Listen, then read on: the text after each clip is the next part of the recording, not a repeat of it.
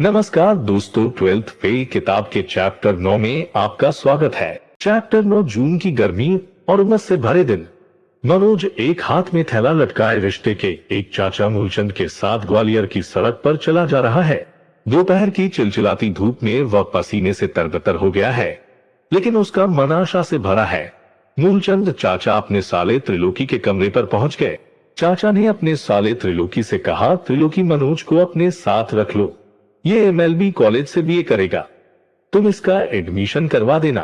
त्रिलोकी MLB college में BA second year का student था। उसने अपने जीजा मूलचंद को आश्वासन दिया, जीजा जी आप चिंता मत करो, मनोज को मैं अपने साथ ही रख लूंगा और इसका एडमिशन भी करा लूंगा।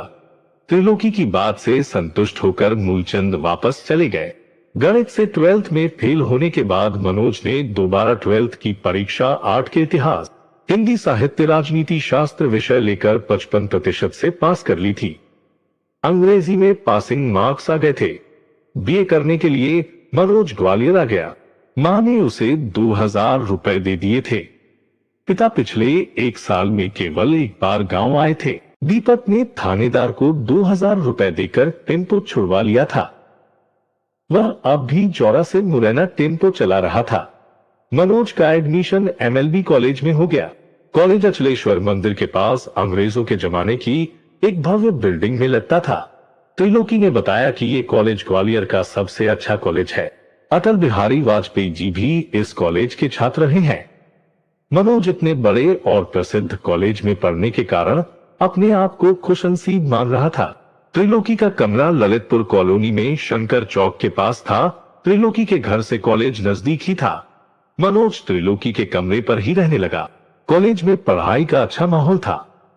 शुरू में सब विद्यार्थी एक दूसरे से अपरिचित थे,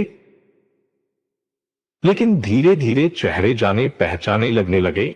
मनोज ने देखा कि कॉलेज में दो तरह के लड़के हैं। एक वे जो आसपास के गांव से आए हैं, शिवशंकर गुर्जर, रविकांत द्विवेदी इसी वर्ग के छात्र थे। दूसरा वर्ग उन लड़कों का था जो ग्वालियर के ही रहने वाले थे। आर्थिक रूप से ये लड़के गांव के लड़कों से अधिक समृद्ध थे। ये लड़के स्कूटर या हीरो पुक से काले जाते थे। मनीष द्विवेदी, संजय श्रीवास्तव, अमित दीक्षित और जगमोहन इस वर्ग के छात्र थे। इन छात्रों की एक खासियत और थी, ये सभी छात्र पहले गणित और बायोलॉजी के छात्र थे।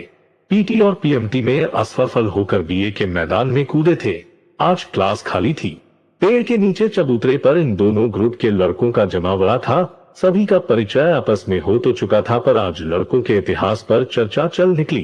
किसी ने पूछा तो मनीष द्विवेदी ने जवाब दिया, 12th में मेरा बायोलॉजी सब्जेक्ट था, 70% आए थे मेरे, पर पीएमटी में नहीं हुआ, इसलिए बीए करने लगा।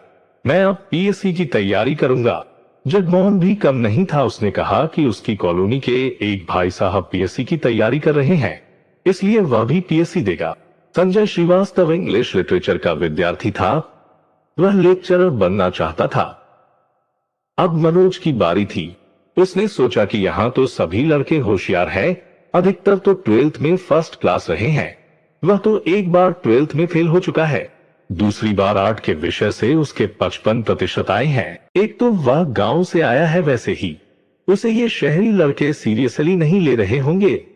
यदि वह ये बता दे कि 12th में आर्ट में उसके 55% थे और उसके पहले एक बार गणित में वह फेल हो चुका है, तो इतने होशियार लड़कों के ग्रुप में उसे खड़ा भी नहीं होने दिया जाएगा। अच्छे लड़कों का साथ ही उसकी तरक्की का रास्ता बनाएगा, ऐसा मनोज को लग रहा था। इसलिए उसने अपने दोस्तों से कहा, 12th मैंने भी गणित से किया है, पर मेरे परसेंट थोड़े कम रह गए थे, 65% आए थे। मनोज की हिम्मत 70% तक नहीं पहुंच पाई। उसने 65% से संतोष किया और महसूस किया कि वह इस ग्रुप के नजदीक आ गया है। वह जानता था कि यहाँ कोई किसी की मार्कशीट नहीं देखेगा, इसलिए झूठ बोलने के बाद भी पोल खुलने का कोई खतरा नहीं है।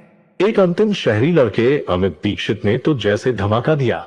उसने सभी को संबोधित करते हुए कहा, पीएससी का स्तर मेरे लायक नहीं है, मैं तो आईपीएस बनूंगा। मेरी पर्सनैलिटी पर तो पुलिस की वर्दी ही सूट करती है। रोमांच चाहता हूं मैं लाइफ में। सब आश्चर्य से अमित का चेहरा देखने लगे। वहां खड़े अधिकांश लड़कों को अमित में भविष्य का वर्दी पहने पुलिस कप्तान नजर आने लगा। मनोज अमित की बात सुनकर बहुत प्रभावित हुआ। तभी किसी की भारी आवाज लड़कों को सुनाई दी, आप लोग क्लास के वक्त यहाँ बातें क्यों कर रहे हैं? सामने कॉलेज के प्रिंसिपल गोविंद प्रसाद शर्मा सर खड़े हुए थे। उनके शब्द कोमल किंतु भारी थे। जब कोई लड़का अपनी जगह से हिला डुला नहीं और किसी के मुंह से डर के मारे कोई आवाज नहीं निकली, तो प्रिंसिपल सर ने फिर कहा, आप लोगों को इस समय क्लास में होना चाहिए। प्रिंसिपल सर कॉलेज में अनुशासन के कट्टर समर्थक थे। उनको सामने देखकर जब कोई भी कुछ नहीं बोला तो रविकांत द्विवेदी ने हिम्मत की, सर आज पॉलिटिकल साइंस के सर छुट्टी पर हैं, इसलिए उनका पीरियड खाली है। प्रिंसिपल सर जानते थे कि लड़के यदि इस तरह खुले मैदान में पेड़ नीचे चर्चा करते रहेंगे तो कॉलेज में जो क्लास चल रही है उनको व्यवधान होगा तथा इन लड़कों को भी फ्री समय में गप्पे लगाने का शौक लग जाएगा। इसलिए प्रिंसिपल इस आदत को ही विकसित नहीं होने देना चाहते थे। उन्होंने सबसे कहा, आप लोग क्लास रूम में चलिए, मैं आता हूं। क्लास में पहुंचकर मनोज ग्रुप के सबसे स्मार्ट और सबसे महत्वाकांक्षी लड़के अमित के साथ बैठ गया। उसकी इच्छा अमित से दोस्ती करने की होने लगी, लेकिन अमित ने गांव से आए दुबले पतले मनोज से मित्रता करने में ज्यादा रुचि नहीं दिखाई, बल्कि वह एक शहरी लंबे लड़के मनीष द्विवेदी के पास जाकर बैठ गया। प्रिंसिपल सर क्लास में आ गए। उन्होंने बातों में वक्त बर्बाद नहीं किया और लड़कों को सीधे पढ़ाना शुरू कर दिया। उन्होंने पहला प्रश्न किया, क्या आप लोगों में से कोई मार्क्सवाद के बारे में कुछ जानता है? सब चुप। गणित और बायोलॉजी में 12th पास लड़कों को मार्क्सवाद के बारे में कुछ नहीं पता था। कुछ देर पूर्व आईपीएस बनने की इच्छा रखने वाले अमित दीक्षित को भी मार्क्सवाद के बारे में कुछ नहीं पता था।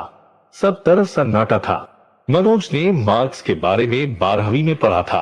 मार्क्स के बारे में प्रिंसिपल साहब को बताकर वह न केवल क्लास की नजर में बल्कि प्रिंसिपल सर की नजर में भी अपनी योग्यता सिद्ध कर सकता था।